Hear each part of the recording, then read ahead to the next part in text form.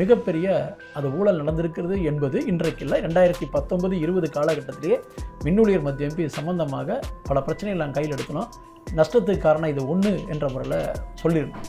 ஆனால் இப்போ எழுந்திருக்கிற பிரச்சனைன்னா தமிழகத்தில் மட்டுமல்ல, இன்னும் பிற மாநிலங்களில் 2023 இது மறுபடியும் இது ஆரம்பிச்சிருக்குது. அதான் இப்படி பண்ணிட்டு இருக்காரு என்ற விஷயம் தான் இப்போ நாடு முழுவதும் ஏற்பட்ட அடிப்படை.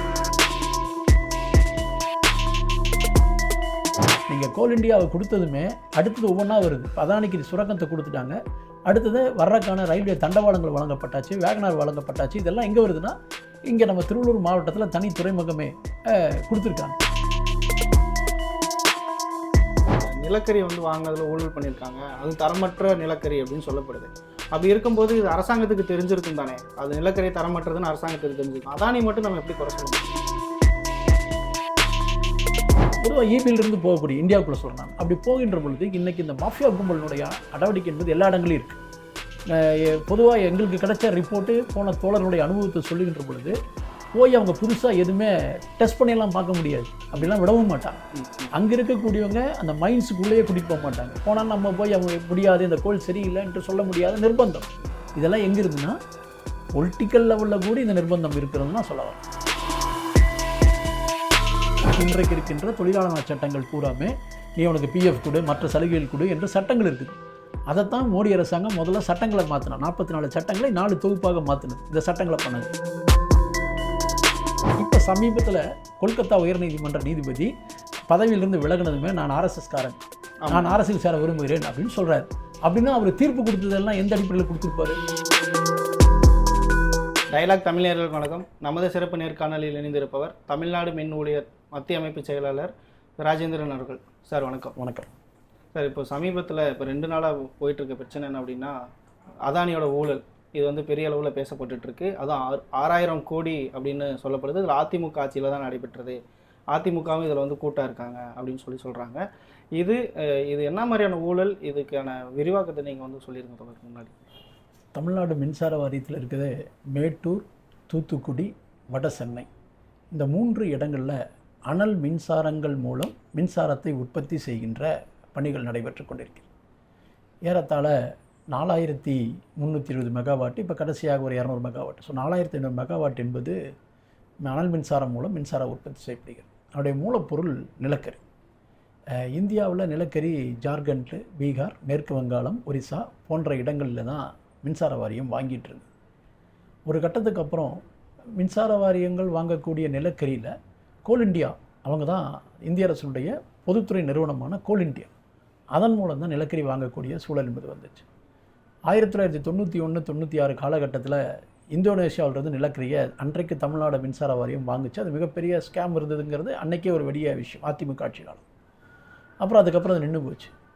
2014 மோடி அரசாங்கம் ஆட்சிக்கு வந்த பின்பு மோடியினுடைய நண்பர் அதானி பவர் எனர்ஜி கார்ப்பரேஷன் என்ற முறையில் அவருக்கு இருக்கக்கூடிய இன்னும் சில கம்பெனிகள் மூலமாக அவர் ஒரு மிகப்பெரிய பணக்காரர் ஆகக்கூடிய எண்ணத்தை மனசில் வச்சோ என்னமோ எல்லாமே அதானிக்கு ஒரே நாடு ஒரே மின்சாரம் என்ற கோஷத்தோடு எல்லா இடங்கள்லையும் அதானிக்கான கேட்டு திறக்கப்பட்டுச்சு. பொதுத்துறை நிறுவனங்களை பூரா சீரழிக்க ஆரம்பித்தாங்க. அப்படி சீரழிக்கின்ற பொழுது தான் மின்துறையில் மின்சாரத்துறைக்கு மட்டுமல்ல இன்னும் பல அரசு துறைகளுக்கு நிலக்கரி வேணுங்கிற முறையில் கோல் இண்டியாவை குறி வச்சாங்க. இன்னும் சொல்லப்போனால் கோல் இண்டியாவில் இருக்கக்கூடிய சுரங்கங்கள் பலது அதானி கைக்கு போச்சு. அரசு, ஒன்றிய அரசுடைய நிர்பந்தத்தின் அடிப்படையில் 1 சதுர மீட்டர் 1 ரூபாய்க்கு நீண்டகால குத்தகைக்கு அதானிக்கு கொடுக்க ஆரம்பித்தார். இப்போ அதானிக்கிட்ட தான் நிலக்கரி வாங்க வேண்டும் என்று மறைமுக நிர்பந்தங்கள் எழ ஆரம்பிச்சு.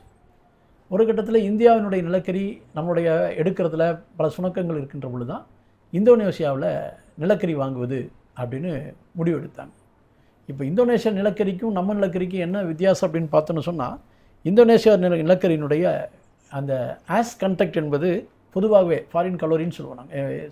அந்த கோலில் 8-10% இருக்கும். ஸோ அதாவது அது வேகமாக அந்த ஆஷ் எரிஞ்சு சாம்பலாகக்கூடாது, நின்று எரியக்கூடிய கண்டென்ட். பட் அது அப்படி இருக்கா அப்படிங்கிறது ஒரு கேள்விக்குறி ஒன்று. இந்தியாவில் இருக்கக்கூடிய நிலக்கரியினுடைய அளவுகள் என்பது கிட்டத்தட்ட 2800 to 3000 வரைக்கும் அந்த கலோரி இருக்கும். அதனுடைய ஆஸ் கண்டக்ட் 40% இருக்கும். ஸோ இந்திய மின்சார நிறுவனங்களில் குறிப்பாக தமிழகத்தில் எடுத்துன்னு சொன்னால் பாரத் ஹெவி எலக்ட்ரானிக்ஸ் லிமிடெட் சொல்லக்கூடிய பெல் நிறுவனம் தான் அந்த பாய்லர்லாம் வடிவமைக்கப்பட்டிருக்கு. அது இந்தியாவுடைய நிலக்கரிக்கு ஸ்டாண்டர்டாக வடிவமைக்கப்பட்டது. ஸோ இப்போ நம்ம ஓப்பன் டெண்டர் போடும் பொழுதே 5000+ என்ற முறையில் தான் நிலக்கரியை வாங்கணும் அப்படிங்கிறதுல நம்மளுடைய ஸ்பெசிஃபிகேஷன் இருக்குது. பட் இதை தாண்டி அங்கேருந்து வந்தது பூராமே 3800, 4000 என்ற முறையில் தான் நிலக்கரி என்பதை இவங்க வாங்குகிறாங்க. அப்படி வாங்குகின்ற பொழுது நிலக்கரியில் எடுத்தோம்னு சொன்னால் தரம் 1லிருந்து தரம் 14 வரைக்கும், that is first grade to 14 grade வரைக்கும் இருக்குது. ஸோ முதல் தர நிலக்கரி தான் வேணும் என்று சொல்லி டெண்டர் கோட் பண்ணுறாங்க. இப்படி டெண்டர் கோட் பண்ணுகின்ற பொழுது முதல் தர நிலக்கரி சப்ளை பண்ணுறேன் என்று சொல்லக்கூடிய அதானி நிறுவனம் அவங்க 3ஆம் தரம் 4ஆம் தரம் நிலக்கரியை சப்ளை பண்ணுறாங்க. இது சப்ளை பண்ணி கப்பலில் வருகின்ற பொழுது அதை பயன்படுத்துகின்ற நிர்பந்தம். அப்போ இந்த நிர்பந்தத்தின் அடிப்படையில் இதை பயன்படுத்தி இப்படியான கடந்த 2014 to 19 காலகட்டங்களில் கூடுதலாக நிலக்கரியை அப்படி வாங்கினதுடைய விளைவு நான் சொன்ன தமிழ்நாட்டில் இப்போ இருக்கிறது ஒரு நாளைக்கு எங்களுக்கு இன்றைய அளவில் 78,000 டன் நிலக்கரி ஒரு நாளைக்கு அனல் மின்சாரங்கள் முழுமையாக இயக்கப்பட்டால் தேவைப்படும். அப்படின்னா அந்த காலகட்டங்களில் பார்த்திங்கன்னா கிட்டத்தட்ட 2014 to 19 வரைக்கும் அந்த காலகட்டங்கள் பார்த்தோன்னு சொன்னால் சுமார் 5 லட்சம் டன்னுக்கு மேலே இந்த நிலக்கரி என்பது இந்த ஸ்கேமில் வந்திருக்கு.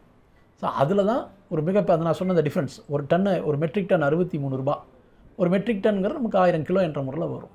ஸோ அப்படி கணக்கு போட்டால் ஒரு கிலோவுக்கு 6.30 என்ற முறையில் பண்ணால் 5 லட்சம் டன்னுக்கு மேலே கணக்கு போட்டால் மிகப்பெரிய அது ஊழல் நடந்திருக்கிறது என்பது இன்றைக்கு இல்லை. 2019-20 காலகட்டத்திலேயே மின்னூழியர் மத்திய எம்பி சம்பந்தமாக பல பிரச்சனைகள் நாங்கள் கையில் எடுத்தனோம். நஷ்டத்துக்கு காரணம் இது 1 என்ற முறையில் சொல்லியிருந்தோம். ஆனால் இப்போ எழுந்திருக்கிற பிரச்சனைன்னா தமிழகத்தில் மட்டுமல்ல, இன்னும் பிற மாநிலங்களில் 2023 இது மறுபடியும் இது ஆரம்பிச்சிருக்குது. அதான் இப்படி பண்ணிட்டு இருக்காரு என்ற விஷயம் தான் இப்போ நாடு முழுவதும் ஏற்பட்ட அதிர்வலை. அதுக்கு முக்கிய காரணம் மோடி அரசாங்கம். மோடி அரசாங்கம் அரசனுடைய கேந்திரமான பொதுத்துறைகளை தனியார் மயப்படுத்துகின்ற நடவடிக்கையில், தனியார்கிட்ட விற்கின்ற நடவடிக்கையில் அவங்க ஏற்கனவே பைப்லைன் மவுண்டேஷனில் சொல்லியிருந்தாங்க பொதுத்துறையினுடைய பங்குகளை 6 லட்சம் கோடி விற்பது என்ற முடிவு எடுத்தும் போதே இதையெல்லாம் தனியார் பெருமுதலாளிகளுக்கு சேரும் என்று சிஐடி கடுமையாக பிரச்சாரம் பண்ணுச்சு. நீங்கள் கோல் இண்டியாவை கொடுத்ததுமே அடுத்தது ஒவ்வொன்றா வருது. இப்போ அதானிக்கு சுரங்கத்தை கொடுத்துட்டாங்க, அடுத்தது வர்றதுக்கான ரயில்வே தண்டவாளங்கள் வழங்கப்பட்டாச்சு, வேகனார் வழங்கப்பட்டாச்சு. இதெல்லாம் எங்கே வருதுன்னா இங்கே நம்ம திருவள்ளூர் மாவட்டத்தில் தனி துறைமுகமே கொடுத்துருக்காங்க. ஸோ நிலக்கரி கொண்டு வந்து இறக்குவதற்கான கப்பல் வசதியும் என்பது அதானிக்கிட்ட இருக்குது. ஸோ அவர் மிகப்பெரிய பணக்காரராக ஆகிறாரு. ரெண்டாவது பொலிட்டிக்கல் நிர்பந்தம் என்பது இதில் இருக்குது, அது மறக்கவே முடியாது. நீங்கள் இப்போது தமிழ்நாடு மின்சார வாரியம் இப்போ கோல் இண்டியா மூலமாக தான் இப்போ வாங்க ஆரம்பிச்சிருக்காங்க. அதில் தான் போகணும், எது வந்தாலும் இதில் ஃபேஸ் பண்ணுவோங்கிற முறையில் போயிருக்காங்க. இந்த முடிவெல்லாம் அன்றைக்கு எடுத்திருந்தோன்னு சொன்னால் இந்த மிகப்பெரிய ஊழல் என்பது நடந்திருக்காது.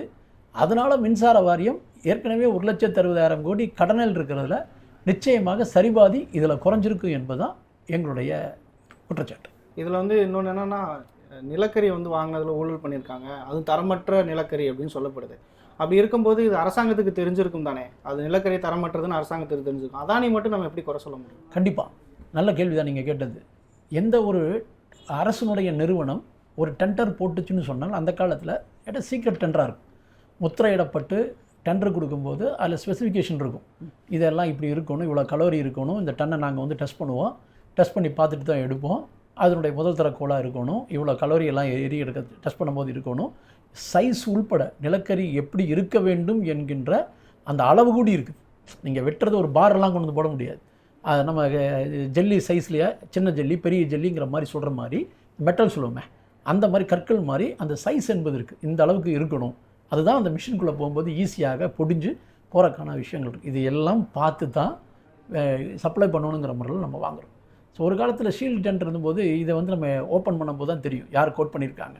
பட் இப்போ டெக்னாலஜி டெவலப் ஆகும் பொழுது லாப நோக்கோடு இது இருக்கணுங்கிற முறையில் டெண்டர் கம் ரிவர்ஸ் டெண்டருங்கிற முறையை கொண்டு வந்திருக்காங்க. இதில் வந்து நிர்வாகத்துக்கு லாபம் இருக்கா அப்படின்னா, லாபம்னு சொல்கிறத விட இப்போ ஒரு 3 மணிக்கு டெண்டரை திறக்கும் அப்படிங்கும்பொழுது இந்த ஆன்லைனில் போகக்கூடிய டெண்டரில் போகக்கூடியவங்களுக்கு 2 மணிக்கு ஒரு ஆப்ஷன் கொடுப்பாங்க.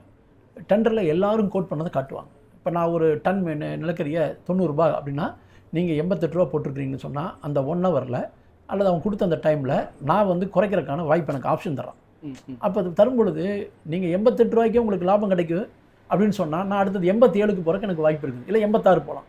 நீங்கள் 88 கொடுத்தவங்க 87க்கு அந்த லாஸ்ட் ஹவரில் ஃபில் பண்ணலாம். அப்படி யார் போட்டி போடுறாங்களோ அவங்களுக்கு கிடைக்கும். ஸோ அப்படி எடுக்கும்போது அந்த நிலக்கரியினுடைய, அதாவது பொதுவாக அரசு துறையில் என்ன பார்க்குறாங்க, லோயஸ்ட் ரேட் அப்படிங்கிற கான்செப்ட்டுக்கு போகிறாங்க. பட் லோயஸ்ட் ரேட்டுக்கு போகும்போது சப்ளை பண்ணக்கூடிய ஆட்கள் அந்த பொருளை அந்த ரேட்டில் உற்பத்தி பண்ணியோ அல்லது தயாரித்தோ வழங்குகின்ற பொழுது அது சரியாக இருக்குங்கிற அந்த அம்சத்தை ஆராய வேண்டிய அதிகாரிகள்கிட்ட தான் இந்த விஷயங்கள் முழுமையாக இருக்குது. அப்படி போகிற அதிகாரிகள் இருக்கிறாங்களா? இருக்காங்க. நீங்கள் உதாரணத்துக்கு மின்சார வாரியத்தில் கெமிஸ்ட்னு ஒரு டிபார்ட்மெண்ட் இருக்குது. கெமிஸ்ட்ரி அவங்க ஜூனியர் கெமிஸ்ட்ரி இருப்பாங்க, அப்புறம் கெமிஸ்ட்ரி சீனியர் கெமிஸ்ட்ரி என்ற முறையில் இருக்காங்க. இதில் பெண்களும் இருக்கிறாங்க. இப்போ நாங்கள் வந்து மேற்கு வங்காளம், ஒரிசா இங்கே இருக்கக்கூடிய மைன்ஸில் இவங்க போய் டெஸ்ட் பண்ணி இந்த கோல் தரமானது, இதை அனுப்பலாம் அப்படின்னு சொல்லி சர்டிஃபை பண்ண தான் அனுப்புவாங்க. பொதுவாக இபியிலிருந்து போகக்கூடிய இந்தியாவுக்குள்ளே சொல்கிறாங்க. அப்படி போகின்ற பொழுது இன்றைக்கி இந்த மாஃபியா கும்பலினுடைய நடவடிக்கை என்பது எல்லா இடங்களையும் இருக்குது. பொதுவாக எங்களுக்கு கிடைச்ச ரிப்போர்ட்டு போன தோழர்களுடைய அனுபவத்தை சொல்லுகின்ற பொழுது போய் அவங்க புதுசாக எதுவுமே டெஸ்ட் பண்ணியெல்லாம் பார்க்க முடியாது, அப்படிலாம் விடவும் மாட்டாங்க.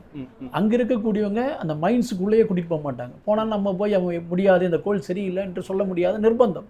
இதெல்லாம் எங்கே இருந்துன்னா பொலிட்டிக்கல் லெவலில் கூட இந்த நிர்பந்தம் இருக்கிறதுனா சொல்ல வரேன். இப்போ ஊழியர்கள் போனால் கூட பார்த்துட்டியா, ரைட்டு, சரி சர்டிஃபை பண்ணு அப்படிங்கிற நிலமில் தான் இருக்கும். ஆனால் அதுக்கு மீறி அவங்க எந்த இதுவும் அங்கே பேச முடியாது. போகிறதெல்லாம் சிங்கிளாக போகிறாங்க. அவங்க தங்குற கோட்ரஸு எல்லாமே அந்த இதுக்குள்ளே தான் இருக்கும். அவங்களை அழைச்சிட்டு போகிறதுக்கான ஏற்பாடுகள் இது எல்லாமே அந்த கன்சர்ன் கம்பெனி தான் பண்ணுவாங்க. இப்படி இருக்கும் பொழுது ஒரு பாதுகாப்பற்ற சூழல் என்பது அந்த இடத்துல இருக்குங்கிறது பாயிண்ட் நம்பர் 1. ரெண்டாவது, அப்படியே அந்த கோல் வந்தால் கூடி அந்த நிர்பந்தத்தின் அடிப்படையில் இது நல்லா இருக்குது, போயிட்டு வந்து கையெழுத்து போட்டு வாங்கு என்று எங்கிருந்தாவது ஒரு அழுத்தம் நிச்சயமாக அரசு துறையில் வரும். அது பொலிட்டிக்கல் நிர்பந்தம் இருக்குது. அது எந்த ஆட்சியாளர்கள் நம்ம சொல்ல வேண்டிய அவசியம் இல்லை. யார் வந்தாலும் ஒரு நிர்பந்தம் என்பது அதில் இருக்கும். அந்த நிர்பந்தத்தில் தான் இந்த ஊழல் எப்படி வெளியே வருதுன்னா, இப்போ அந்த இணையதளம், அந்த பத்திரிகை இணையதளம் வெளியிட்டு ஓபிஆர்ஆர் சொன்னாங்களே, அவங்க வெளியிடுகின்ற பொழுது கூட அவங்க ஒரு சர்வே பண்ணி இப்படி வாங்கியிருக்கிறாங்க என்று செய்தியாக வெளியிட்டது. உண்மையிலேயே 63 ஒரு மெட்ரிக் டன் 63 ரூபாய்க்கு கொடுத்து $63 கொடுத்து இங்கே $91 விற்றிருக்கிறாரு என்ற செய்தி என்பதை அதானியினுடைய அந்த டிரான்சாக்ஷனை யாரும் பார்க்க முடியும்? யாரும் பார்க்க முடியாது. அது வந்து மோடிக்கு மட்டும் தெரிஞ்ச ரகசியம்தான். நாட் ஒன்லி அதானி, எந்த ஒரு பெரிய நிறுவனம் வாங்கினா கூடி அந்த நிறுவனத்துக்கு தான் தெரியும் எத்தனை ரூபாய்க்கு வாங்கி எத்தனை ரூபாய்க்கு கொடுக்குறான்னு. ஸோ ஒரு மீடியேட்டராகத்தான் அதானி செயல்படுது. அப்போ இதில் ஊழல் எங்கே இருக்குன்னா, பொலிட்டிக்கலுடைய பேக்ரவுண்டு இல்லாமல் இது நடக்கிறதுக்கு வாய்ப்பு இல்லை. ஸோ இது பொலிட்டிக்கல் என்பது ஒரு காரணம். 2, அதற்கு உடந்தையாக இருக்கக்கூடிய அதிகாரிகளும் ஒரு காரணம். இந்த 2 சேர்ந்து தான் இவ்வளோ பெரிய ஊழல் என்பது மூடி மறைச்சு வைக்குது. என்னைக்கு இருந்தாலும் ஊழல் வந்து வெளியில் வரும் என்ற விஷயங்களை அன்றைக்கு இருக்கக்கூடிய அதிகாரிகளோ அல்லது அதுக்கு துணை போன ஆட்சியாளர்களோ கவனத்தில் கொள்ளவில்லை என்று சொன்னால் அது 1-2 ஆண்டுகள் கழிச்சு அது இப்படி வெளிவரும்போது அவங்க பதில் சொல்ல வேண்டிய நிலைமைக்கு தள்ளப்படுறாங்க. இப்போ தரமற்ற நிலக்கரி அப்படிங்கிறப்போ இது வந்து பாதிப்பை தான் ஏற்படுத்தும் கண்டிப்பாக. ஆனால் இது எப்படி வந்து அரசாங்கம் வந்து அனுமதிச்சாங்க? இப்போ நீங்கள் நிலக்கரி வந்துருச்சு, தரமற்ற நிலக்கரின்னு எனக்கு தெரியுது. பட் நான் வந்து அந்த இடத்துல இருக்கின்ற பொழுது இது எப்படியாவது பயன்படுத்துங்க என்று சொல்லுகின்ற பொழுது, உதாரணத்துக்கு ஒரு மெகாவாட்டுக்கு நமக்கு ஒரு 100 கிராம் இருந்ததுன்னு சொன்னால் 1 யூனிட் மின்சாரத்தை உற்பத்தி செய்ய முடியும் அப்படின்னு ஒரு அளவு எடுத்துக்குமே. 100 கிராம் இந்த கோலை போட்டோம்னா 1 யூனிட் மின்சாரம் உற்பத்தி ஆகும். ஸோ இந்த நிலக்கரி தரமற்றது என்று சொன்னால் அதனுடைய ஆஸ் கண்டென்ட் அதிகமாக இருக்கின்ற பொழுது இதனோட ரிசல்ட் என்னன்னு கேட்டிங்கன்னா 100 கிராம் விட நான் 200 கிராம் போடணும். ஸோ 200 கிராம் போட்டால் தான் 1 யூனிட் மின்சாரம் என்பது அங்கே வருதுன்னு சொன்னால் நீங்கள் உற்பத்தி செலவு என்பது ஆட்டோமேட்டிக்காக அதிகரிக்கும். ஸோ நீங்கள் ஒரு டன்னில் ஒரு 1000 மெகாவாட் மின்சாரத்தை உற்பத்தி செய்ய முடியும் என்று வந்தால் இது எரிகின்ற அளவு வேறுபடுகின்ற அளவில் 1200 டன்னு போட்டால் தான் ஒரு 1000 மெகாவாட் கிடைக்கும்னு வந்துச்சுன்னு சொன்னால் உற்பத்திக்கான செலவு என்பது ஆட்டோமேட்டிக்காக அதிகரிக்கும். நீங்கள் அந்த செலவை அவாய்ட் பண்ணுறதுக்கு தான் இந்தியன் கோலை மிக்ஸ் பண்ணி இதுக்குள்ளே 2ம் சேர்ந்து பெல்ட்டில் அனுப்பிச்சு அது எரி வைக்கிறதுக்கான ஏற்பாடு பண்ணினா கூடி நீங்கள் ஒரு கோலை யூஸ் பண்ணுறதுக்கு பதிலாக இன்னொரு கோல் வாங்கி 2ஐயும் மிக்ஸ் பண்ணி நம்ம அனுப்புகிறோம். அதை அனுப்பிச்சு நம்மளுக்கு பெருசாக ஒன்றும் வரல ரிசல்ட்டு. ஸோ உற்பத்தி செலவு என்பது ஆவரேஜாக ஒரு யூனிட் மின்சாரம் தெர்மல் நிலையங்களில் இன்றைக்கி 6 ரூபா பக்கம் போயாச்சு. ஸோ அப்போ இது இந்த கோல் அதிகமாக எரிஞ்சுன்னு வச்சுங்களேன், நமக்கு இன்னும் செலவு அதிகமாகும்ல, உற்பத்திக்கான செலவு அதிகரிக்கும். இப்போ வந்து இது மாதிரி பொதுத்துறைகள் எல்லாமே வந்து தனியார் நிறுவனங்களுக்கு தான் கொடுக்கப்படுது. அந்த பொதுத்துறையை வந்து கவர்மெண்ட்டை எடுத்து இது மாதிரி பண்ணும்போது லாபம் தானே வரும், கவர்மெண்ட்டுக்கு லாபம் வரும். அது ஏன் வந்து தனியார் நிறுவனங்களுக்கு கொடுக்கறதுல ரொம்ப மும்முரமாக இருக்காங்க? நீங்கள் இந்திய சுதந்திரம் அடைஞ்சதுக்கு முன்பு ஜவஹர்லால் நேரு, இந்திரா காந்தி பேரில் எல்லாம் பொதுத்துறைகள் உருவாக்கப்பட்டது. தமிழகத்தில் கூட கலைஞர் ஆட்சியில் தான் அரசு பஸ்ஸுகள் பேருந்துகள் பொது சொத்தாக மாற்றப்பட்டது வரலாறு. நீங்கள் எல்லாம் பெறுகின்ற பொழுது மின்சாரத்துறை யாரும் கை வைக்கல. ஏன் கை வைக்கலன்னு கேட்டிங்கன்னா இது ஒரு சேவைத்துறை. இது உற்பத்தி என்பது தொழிலோடு சம்மந்தப்பட்டது. தமிழகத்தினுடைய தொழில் வளர்ச்சி எவ்வளவு வரும் என்ற கணக்கு அடிப்படைத்து மின்சாரத்தை உற்பத்தி செய்ய வேண்டும் என்று தான் அன்றைக்கு ஆண்ட அரசுகள்லாம் முடிவெடுத்தாங்க. அதுக்கு 5 ஆண்டு திட்டங்களில் நிதி ஒதுக்குனாங்க, இது பொதுத்துறையாக பாதுகாத்தாங்க. பட் நீங்கள் உலகமயம் தாராளமயம் வந்த பின்னாடி குளோபலைசேஷன் வந்ததுக்கு அப்புறம் என்ன ரிசல்ட்டுன்னு கேட்டிங்கன்னா இது எல்லாம் தனியார் மயப்படுத்த வேண்டும் என்ற முடிவு அரசு எடுக்குது. ஏன் எடுக்குது? அவனோட பேசிக் கான்செப்ட் என்னன்னு பார்த்தீங்கன்னா, தொழிலாளியை நிரந்தரமான தொழிலாளியை வச்சுக்கூடாது. ஏன் வச்சுக்கக்கூடாது அப்படின்னு சொன்னால், அவனுக்கான கிராச்சுவிட்டி கொடுக்கணும், அவனுக்கான சம்பளம் ஒரு 3 ஆண்டுகளோ 4 ஆண்டுகளோ ஒவ்வொரு முறையும் உயர்த்தி கொடுக்கணும், ஆண்டுக்கு ஒரு முறை இன்க்ரிமெண்ட் கொடுக்கணும், அவனுக்கான ஈட்டிவிடு கொடுக்கணும். இப்படி தொழிலாளர் நலம் சார்ந்த விஷயங்களாக பார்க்கின்ற பொழுது கூடுதல் செலவு என்று வருகின்றது என்ற சொத்தை காரணத்தை வைத்து நீங்கள் உழைப்பை சுரண்டோனுங்கிற முறையில் தான் அவனுக்காக இன்றைக்கி கான்ட்ராக்ட் கேஷுவல் அவுட் சோர்சிங் முறைக்கு செல்லுகின்ற ஏற்பாடு. இப்போ ஒரு உதாரணத்துக்கு இப்போ நம்ம போக்குவரத்து கணக்கில் பார்க்கலாம். ஒரு டிரைவர் அப்படின்னு சொன்னார்னா அவர் வேலைக்கு சேருகின்ற பொழுதே பேசிக் 15,000 ரூபாய் அப்படின்னு ஃபிக்ஸ் பண்ணி அவருக்கான டிஏ இது எல்லாம் கணக்கு போட்டால் அவருக்கு ஒரு 30,000 ரூபாய் என்பது கொடுக்க வேண்டிய நிலைமை வருது. இபியில் அடிமட்ட பதவியில் ஒரு ஹெல்ப்பர் எடுக்கிறாங்க அப்படின்னு சொன்னீங்கன்னா ஒரு பேசிக் 14,000 ரூபாய், அதற்கான டிஏ எல்லாம் போட்டால் ஒரு 30,000 ரூபா வரும். ஸோ இந்த 30,000 ஒரு 1000 பேர் எடுக்கின்ற பொழுது அரசுக்கு அது செலவு என்று அரசு பார்க்குது. அதே நேரத்தில் அந்த வேலையை செய்வதற்கு ஒரு நாளைக்கு 500 ரூபாய் அப்படின்னு ஃபிக்ஸ் பண்ணிட்டாங்கன்னு சொன்னால், நீங்கள் வெளியில் படித்த இளைஞர்கள் அந்த வேலைக்கு எடுக்கின்ற பொழுது 30 நாள் அவன் வேலை செஞ்சால் 15,000 தான் அவனுக்கு கிடைக்கும். அதே வேலையை நிரந்தரமற்ற தொழிலாளி செய்கின்ற பொழுது 15,000 கிடைக்கும். ஸோ இந்த 15,000 யாருக்கு லாபம்னா அரசுக்கு லாபம். ஸோ அரசு இது என்ன கருதுனா, தன்னுடைய பொறுப்பை கைகழுவுவதற்காக நாம் இதில் ஏன் போய் சிக்கிக்கணும், அப்படியே வந்தாலும் இன்றைக்கு இருக்கின்ற தொழிலாளர் சட்டங்கள் பூராமே நீ உனக்கு பிஎஃப் கொடு, மற்ற சலுகைகள் கொடு என்று சட்டங்கள் இருக்குது. அதைத்தான் மோடி அரசாங்கம் முதல்ல சட்டங்களை மாற்றினா, 44 சட்டங்களை 4 தொகுப்பாக மாற்றினது, இந்த சட்டங்களை பண்ணது. அடுத்தது மின்சார வாரியம், போக்குவரத்து என்ற ஐடியாக்கள் வரக்கூடிய இந்த நிறுவனங்களில் தனியார்களை போட்டிச் சந்தையால் உருவாக்குனது. அதுக்கு அவங்க சொல்கிற கான்செப்ட் என்ன கேட்டிங்கன்னா, இன்றைக்கி ஒரு பேருந்து எடுத்துட்டோம்னு சொன்னால் அழகாக பேருந்து உள்ள வீடியோ இதெல்லாம் வச்சுட்டு போகும்போது தனியார் பேருந்து எவ்வளோ நல்லா இருக்குது, அது மாதிரி இந்த ரூட்டெல்லாம் தனியார் கொடுத்தா நல்லா மெயின்டைன் பண்ணுவாங்க அப்படிங்கிற அந்த கான்செப்ட்டுக்குள்ளே வராங்க. அதே மாதிரி வங்கியை எடுத்துக்க, தனியார் வங்கிக்கு சலுகை கொடுக்குறாங்க. இன்சூரன்ஸை க்ளோஸ் பண்ணுறதுக்காக ஜியோ, மற்ற ரிலையன்ஸ் இன்சூரன்ஸு, டாடா இன்சூரன்ஸ் எல்லாம் உள்ளே கொண்டு வந்தாங்க. பட் அவங்களால தாக்கு பிடிக்க முடியல, மக்கள் நம்பலை. ஸோ அதெல்லாம் பொழிஞ்சிருச்சு. இது எதுக்கு கொண்டு வராங்கன்னு சொன்னால், போட்டிகளை உருவாக்கி அந்த தனியார் பெருமுதலாளிகள் வளர்ச்சி அடைவதன் மூலம் அரசுக்களில் அவர்கள் ஆளுகின்ற அரசினுடைய அந்த கட்சிக்கு அதில் பெனிஃபிட் இருக்கா இருக்குது. சமீபத்தில் தேர்தல் பத்திரம் வெளியிட்டாங்க. ஆமாம், அதில் தடுப்பூசி போட்ட சிரம் கம்பெனி 52 கோடி மோடி அரசாங்கத்துக்கு கொடுத்துருக்கு. இன்றைக்கி என்ன, அந்த கோவிஷீல்டு யூஸ் பண்ணவங்க பூராமல் இது பாதிப்புக்கு இருக்குன்னு சொல்லி அவன் சர்டிஃபிகேட் பண்ணுறான், கோர்ட்டில் சொல்கிறான். அடுத்தது கோவேக்சினுக்கு அந்த பிரச்சனை வருது. ஸோ அப்போ மக்கள் தங்களுடைய அத்தனை பிரச்சனைகளுக்கும் அரசு தீர்வு என்று பார்க்கின்ற பொழுது அரசு அதை யாரைக்கிட்ட கொடுக்குன்னா தனியார்கிட்ட கொடுக்குது. அரசோட வேலை என்ன? அரசு தன்னுடைய பொறுப்புகளை கையில் வருது, தொழிலாளர் பிரச்சனை தலையிடுறதில்ல. நீங்கள் ராணுவத்தில் எடுத்திங்கன்னா அக்னி பாத்துங்கிற ஸ்கீமை கொண்டு வந்தால 4 வருஷம் முடிஞ்சவன் போயிடுறானே, 5 வருஷம் வேலை செஞ்சால் அவனுக்கு கிராஜுவிட்டி கொடுக்கணும். ஸோ கிராஜுவிட்டி கொடுக்காம இருக்கிறதுக்கு 4 வருஷம் அனுப்புறான். இந்திய நாட்டுடைய பாதுகாப்பையே நீங்கள் அவுட் சோர்சிங் முறை கொண்டு வரீங்க, தொழிலாளர்கள் வந்து பாதிக்க தானே படுறாங்க. ஆமாம், அப்போ அரசுடைய கொள்கை என்ன? தனியார்கிட்ட போயிடுச்சுன்னு சொன்னால் இன்றைக்கி தனியார் துறையில் உழைப்பை சுரண்டுறான். நீங்கள் நம்ம ஸ்ரீபெரும்புதூர் மற்ற இடத்துல எல்லாம் இருக்கக்கூடிய கம்பெனிகளில் கடுமையான வேலை நேரத்தை மாற்றலாம். 8 மணி நேரம் வேலை என்பது கூடுதலாக்கப்பட வேண்டும் என்று சொல்கிறான். நீங்கள் தமிழ்நாடு அரசே 12 மணி நேரம் வேலை மாற்றத்தை கொண்டு வருகின்ற பொழுது, நேரத்தை கொண்டு வருகின்ற பொழுது நாமெல்லாம் எதிர்த்து போராடுவதனுடைய விளைவு அது திரும்ப 8 மணி நேரத்துக்கு கொண்டு வந்தாங்க. ஸோ ஏன் கொண்டு வர்றாங்கன்னா, இன்றைக்கி ஐடியில் ஒர்க் பண்ணுறது இல்லையா, கடையில் காலையில் 9 மணிலேருந்து சாயந்தரம் வரைக்கும் இருக்கிறது இல்லையா என்று நியாயத்தை சொல்கிறாங்க. பட் 8 மணி நேரம் வேலை, 8 மணி நேரம் உறக்கம் என்பது 138 ஆண்டுகளுக்கு முன்பு போராடி பெற்ற உரிமை. ஸோ இன்றைக்கி காலத்துடைய சூழ்நிலைக்கேற்ப முதலாளித்துவம் வேகமாக வளர்கின்ற சூழலில் இதையெல்லாம் அமுலாக்க வேண்டும் என்று ஆளுகின்ற வர்க்கம் முதலாளிகளுக்கு சாதகமாக நிற்கின்ற காரணத்தால் இந்த தொழிலாளர்களை பூராமே நசுக்கிற ஏற்பாடு ஒன்று, பொதுத்துறை நிலங்களை எல்லாம் விற்கின்ற ஏற்பாடு. அதுக்கு தான் மின்சார வாரியத்தை கூடி கம்பெனிகளாக தனித்தனி கம்பெனிகளாக பிரிக்கணும், தனியார்கிட்ட போகணும். இப்போ கூட இபி ஒரு 4 கம்பெனிகளை தனியார் மயப்படுத்துவதற்கான ஒரு நடவடிக்கை, ஸ்மார்ட் மீட்ரு மற்றதெல்லாம் வருது. நாங்கள் அதை எதிர்த்து போராடி இருக்கிறோம். திமுக அரசாங்கம் இப்போ தற்காலிகமாக அதை நிறுத்தி வச்சுருக்காங்கன்னு சொல்கிறாங்க. பட் அது என்னைக்கு இருந்தாலும் மிகப்பெரிய ஆபத்து தான். தனியார் துறை தனியார்கள் உள்ள மின் விநியோகத்தில் ஈடுபடுகின்ற பொழுது இன்னும் பிரச்சனைகளாகும். ஒரு யூனிட் மின்சாரம் என்பது கூடுதல் விலைக்கு போகக்கூடிய நிலைமை என்பது எதிர்காலத்தில் வரலாம், இன்றைக்கி இல்லைன்னு சொல்லலாம். பட் அதுக்கெல்லாம் போகாமல் தடுக்கணும்னு சொன்னால் திரும்பவும் இந்த பிரித்த மின்வாரியங்களையும் அரசுடைய பொதுத்துறைகளையும் கட்டமைப்பிக்கின்ற பணியை ஆளுகின்ற அரசுகள் அது செய்தால் மட்டுமே இது சாத்தியம். நீங்கள் இபியோ, சுகாதாரமோ, போக்குவரத்தோ அது சேவைத்துறையாகத்தான் பார்க்கணும் இல்லையா, அது லாபமீட்டுகின்ற துறையாக அரசுகள் அதை பார்க்கக்கூடாது என்பதுதான் எங்களோட நிலை. அதானியோட ஊழலை பற்றி ஒரு தனியார் பத்திரிகை தான் வந்து வெளியிட்டாங்க. ஆனால் இப்படி இருக்கும்போது அது ஒரு குற்றச்சாட்டாக தானே நம்ம பார்க்க முடியும். அதை பற்றி அந்த நிறுவனமோ அரசாங்கமோ இதை வந்து முன்னாடி எடுத்து வந்து எதுவுமே அதை பற்றி பேசலை, எதுவுமே சொல்லவே இல்லை. இது எப்படி வந்து ஊழல் நம்மளால சொல்ல முடியும்? நீங்கள் மோடி அரசாங்கம் சமீபத்தில் பத்திரப்பதிவில் இவ்வளோ காசு வாங்கும்போது நாங்கள் அப்படியெல்லாம் கிடையாதுன்னு சொன்ன அரசாங்கம், எங்களுக்கு தெரியாதுன்னு சொன்னது அரசாங்கம். உச்சநீதிமன்ற தீர்ப்பின் அடிப்படையில் அந்த பத்திரங்கள் வெளியிட்ட பொழுது எத்தனை கம்பெனிகிட்ட வாங்கியிருக்காங்க, யார் யார் எந்த வகையில் லாபம் அடைஞ்சாங்கன்னு நம்மளுக்கு தெரிய வந்துச்சு. தமிழ்நாட்டில் எடுத்தோன்னா மார்டின் அந்த லாட்டரி ஏஜென்சிகிட்ட வாங்கினது எதுக்காக வாங்கினாங்கங்கிற விஷயமெல்லாம் வெளியே வந்துச்சு. நீங்கள் முதலாளிகள் தனியாக வருகின்ற பொழுது அவர்களை வளர்த்தது தங்களுடைய கட்சி மூலமாக ஆதாயம் அடைவதற்காக தான் அவங்க முதலாளிகளை வளர்த்துறாங்க. அப்படிப்பட்ட அரசு இருக்கின்ற பொழுது இந்தியாவில் மோடி அரசாங்கம், பிஜேபி அரசாங்கம் இந்த 10 ஆண்டுகள் இருக்கின்ற பொழுது நீங்கள் சமூக ஆர்வலர்களாகட்டும், அரசை குற்றஞ்சாட்டியவர்களாகட்டும், அரசின் மீது விமர்சனம் வைத்தவர்களாகட்டும், ஏன் விவசாயிகள் எத்தனை நாள் போராடுறாங்க? இவங்களுக்கு எல்லாம் அரசு நியாயம் வழங்கலையே.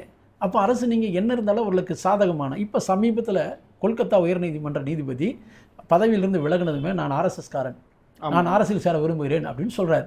அப்படின்னா அவர் தீர்ப்பு கொடுத்ததெல்லாம் எந்த அடிப்படையில் கொடுத்துருப்பாரு? பிஜேபிக்கு ஆதரவாக கொடுத்துருப்பார். நீங்கள் பிஜேபிக்கு ஆதரவாக அப்படி இருக்கக்கூடிய நீதிமன்றம், நீதிபதிகள் அப்படி வந்துச்சுன்னு சொன்னால் இதை விசாரிப்பதற்கு கூட யாரும் வரமாட்டாங்க. இப்போ இது உண்மையா செய்யா என்று போனால் அடுத்த முறையில் ஆட்சி மாற்றங்கள் ஏற்பட்டு வேறு ஒரு அரசாங்கம் அமைந்த பின்பு இதை பற்றி உண்மையா என்று புலன் விசாரணைக்கு உட்படுத்தி இதில் நடந்திருக்கிறது உண்மைதான் என்று சொல்லுகின்ற வரை இது செய்தியாகத்தான் இருக்கும். இப்போ நீங்கள் இந்த பொதுத்துறைகள் எல்லாமே அரசை எடுத்து பண்ணணும், கண்டிப்பாக பண்ணணும்னு சொல்கிறீங்க. இப்போ அது நிறைய பிரச்சனைகள்லாம் இருக்குது அப்படின்னு சொன்னீங்க. இப்போ கவர்மெண்ட்டுக்கு நீங்கள் என்ன மாதிரியான கோரிக்கைகள்லாம் முன்வைக்கிறீங்க? நான் தமிழக அரசுக்கு சொல்ல போகிறது விஷயத்தில் மின்சார வாரியம் பொதுத்துறையாக நீடிக்கணும். ஸ்மார்ட் மீட்டரோ மற்றதோ இதில் புகுத்த வேண்டிய அவசியம் இல்லை. அப்படி ஒரு கால் நிர்பந்தம் என்று வருகின்ற பொழுது ஸ்மார்ட் மீட்டர் திட்டத்தை மின்சார வாரிய ஊழியர்களை இப்போ இருக்கிற நடைமுறையில் நாங்களே பொருத்தி நாங்களே பராமரிக்கின்ற ஏற்பாட்டை செய்யணும். நம்பர் 1. 2வது, காலி பணியிடங்கள் கிட்டத்தட்ட அடிமட்ட பதவிகள் 23,000க்கு மேற்பட்ட பதவிகள் காலியாக இருக்குது. மற்ற ரீடிங் எடுக்கிறவங்க, ஆஃபீஸில் வேலை செய்கிறவங்க எல்லாம் கணக்கு போட்டாவே 32,000 போஸ்ட் அடிமட்ட பதவிகள். நான் சொல்கிறது, தமிழகத்தில் லட்சக்கணக்கான இளைஞர்கள் படித்து வேலை இல்லாமல் இருக்கிறாங்க. ஒரு அரசு நீங்கள் என்ன இலவசம் வேணால் கொடுக்கலாம், ஆனால் அவன் சொந்தமாக சுயக்காலில் நின்று அவன் ஜெயிப்பதற்கு வேணும்னு சொன்னால் அரசு துறையில் இருக்கக்கூடிய காலி பணியிடங்களை நீங்கள் உடனடியாக நிரப்பணும். நாங்கள் இன்றைக்கி எங்களுடைய கோரிக்கை என்னென்னு சொன்னால் 32,000 போஸ்ட்டை ஒரே நாளில் நிரப்புன்னு அரசுக்கிட்ட சொல்ல, ஒரு பேசுடு மேனரில் இந்த ஆண்டு ஒரு 5,000, அடுத்த ஆண்டு ஒரு 5,000 அப்படிங்கிற முறையில் உருவாக்கணும். 2வது, ஊழல் என்பதை விட நிதி ஒழுகல் என்பதுதான் முக்கியம். அது 2 வார்த்தைகள் வித்தியாசமாக இருக்குது. நிதி ஒழுகல் என்ன சொன்னால் அனாவசியமான செலவுகளை தவிர்க்கணும். இப்போ உதாரணத்துக்கு பார்த்தீங்கன்னா எங்களுடைய பண்டக சாலையில் தேவை பயன்பாடு இல்லாத பொருட்களை வாங்கி குவிக்கிற ஏற்பாடு என்பது இருக்குது. நான் ஒரு இடத்துக்கு சமீபத்தில் போயிருந்தேன். அதில் கூடுதலான தேவையில்லான டிரான்ஸ்ஃபார்மர்கள் நிறையா வாங்கி வச்சுருக்கோம். அந்த டிரான்ஸ்ஃபார்மர் இன்னும் பயன்பாட்டுக்கு வரல. கேரண்டி பீரியடு முடிகிறதுங்கிறதுக்காகவே அதை பயன்படுத்தணுங்கிற நிர்பந்தம் வருது. அப்போ அந்த பொருட்கள் நம்மளுக்கு இப்போ தேவையில்லைன்னு சொன்னால் அதை வாங்க வேண்டிய அவசியம் இல்லை. விலை மதிப்பற்ற பொருட்கள் எல்லாம் இப்படி ஸ்டோரில் அது மழையிலையும் இதுலேயும் நனைஞ்சு கிடைக்கக்கூடிய விஷயங்களாக இருக்குது. என்ன நம்மளுக்கு பொருள் தேவையோ அந்த பொருளை கொள்முதல் செய்ய வேண்டிய விஷயம். 3வது, மின்சார வாரியம் தன்னுடைய உற்பத்தியை முழு வீச்சில் செயல்படணும். அதை செயல்படுத்துவதற்கு என்னென்ன வேணுங்கிறத தொழிற்சங்கத்தில் உட்காந்து பேசினா சில ஆலோசனைகள் கொடுக்க முடியும். நாங்கள் லேபரை ஒட்டியான ஆலோசனைகளை கொடுப்போம், தமிழகத்தின் வளர்ச்சியை நோக்கி கொடுப்போம். அதை பேசணும்னு சொன்னால் நிச்சயமாக மாற்றத்தை கொண்டு வர முடியும்.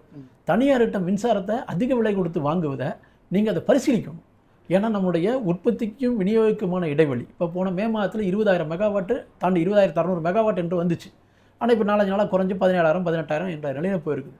ஸோ நம்ம உற்பத்தி பண்ணுற மின்சாரம் எவ்வளவு, சென்ட்ரல் கவர்மெண்ட் நம்மளுக்கு கிடைக்கிறது எவ்வளவு, இந்த பற்றாக்குறை என்ன, இதை பற்றியான நம்ம பார்வை என்ன? 2016 வெளிவரும்னு சொல்லக்கூடிய உற்பத்தி நிலைக்கு வரக்கூடிய திட்டங்கள் பூராமே இன்றைக்கும் அது ஸ்லோவாக போயிட்டுருக்கு. இதுக்கு யார் காரணம்? 3,000 கோடியில் ஆரம்பிக்கப்பட்ட ப்ராஜெக்ட் பூரா 7,000 கோடிக்கு போகுதுன்னு சொன்னால் 4,000 கோடி கூடுதல் செலவு. அப்போ அந்த திட்ட மதிப்பீடு அதிகரிக்கின்ற பொழுது உற்பத்தி செலவு அதிகரிக்கும். இதுக்கு என்ன தடை? இதையெல்லாம் அரசு பரிசீலித்து போர்க்கால அடிப்படையில் இந்த வேலைகளை ஃபேஸ்டு மேனர்ஸில் ரெக்ரூட்மெண்ட் ஃபில்அப் பண்ணுறது இப்படியெல்லாம் இந்த அரசு கொண்டு வந்துன்னு சொன்னால் அது நிச்சயமாக இந்த அரசுக்கு நல்ல பேரை உருவாக்கும். தொழிலாளருடைய பல்வேறு கோரிக்கைகள் இருக்குது. நிதி சம்மந்தப்பட்ட சம்பள உயர்வு, அது 2வது. துறையை பாதுகாக்கின்ற விஷயத்தில் நாங்கள் சொல்கிறோம், துறையை பாதுகாக்கும், மக்களுக்கு சேவை பண்ணணும், தடையில்லாத மின்சாரத்தை கொடுக்கணும் அப்படின்னு சொன்னால் ஊழியருடைய ஸ்ட்ரென்த்தை அதிகரிக்கும். நீங்கள் அதை எதுவுமே செய்ய மானியம் கொடுக்குறோம், 100 யூனிட் மானியம் கொடுக்குறோம், வரவேற்க வேண்டிய விஷயம். விவசாயத்துக்கு இலவச மின்சாரம் கொடுக்குறோம், அதுதான் பசுமை புரட்சிக்கு வித்திட்டதுன்னு சொல்கிறோம், கரெக்ட். பட் இப்படியெல்லாம் இருக்கின்ற பொழுது இதை இன்னும் செம்மைப்படுத்த வேண்டும் என்று சொன்னால் தொழிற்சங்கங்கள் சொல்லக்கூடிய ஆலோசனைகளும் கருத்தில் கொண்டு செயல்பட்டு சொன்னால் அரசுக்கு பொதுமக்கள் மத்தியில் மட்டும் இல்லை, ஊழியர்கள் மத்தியிலேயே ஒரு நல்ல பேர் கிடைக்கும். இது மாநில அரசு. மத்திய அரசு செய்ய வேண்டிய வேலைகள் என்னன்னு சொன்னீங்கன்னா, மின்சாரத்துறையை நாடு முழுவதும் ஏற்கனவே பிரிக்கப்பட்டு டிஸ்காம் தனித்தனி கம்பெனிகளாக பிரிக்கப்பட்டிருக்கு. இதையெல்லாம் ஒரே கம்பெனி கீழே கொண்டு வரணும். அம்பேத்கர் கண்ட கனவு தான், மின்சார வாரியங்கள் மாநில அரசினுடைய கட்டுப்பாட்டில் இருக்கணும், அது மத்திய அரசுக்கிட்ட இருக்கக்கூடாது என்று அம்பேத்கர் கண்ட கனவு. ஆனால் இன்றைக்கி அம்பேத்கரோட கனவே சிதைக்கிற மாதிரி தனியார் மையத்தை உள்ளே கொண்டு வராங்க. அப்போ அது ஸ்டேட் கவர்மெண்ட்டு இருக்கிறத உத்தரவாதப்படுத்த வேண்டிய வேலை மத்திய அரசுடைய வேலை. மாநில அரசுக்கு தேவையான நிலக்கரியை கொள்முதல் செய்வது கோல் இண்டியா மூலமாக தான் வாங்கணும் என்ற நிர்பந்தத்தை சொல்லிட்டா அரசு பொதுத்துறை நிறுவனம் மூலம் வாங்குவதனால இந்த ஊழல் என்ற பிரச்சனைக்கு இடம் வராது. ஸோ அந்த விஷயத்தில் ஒன்றிய அரசு கவனம் செலுத்தணும். அந்த மாதிரி மாநில அரசுகள் உற்பத்திக்கு செய்யக்கூடிய திட்டங்களுக்கு தேவையான நிதியை பாரபட்சமின்றி ஒதுக்கீடு செய்தால் இந்த மின்சாரத்துறை மட்டுமல்ல, அரசுடைய அத்துணை கேந்திரமான துறையை அது பொதுத்துறையாக பாதுகாக்க முடியும் என்ற நம்பிக்கை எங்களுக்கு இருக்குது. இவ்வளோ நேரம் உங்களோட கருத்துக்களை பகிர்ந்ததுக்கு ரொம்ப நன்றி சார். நன்றி.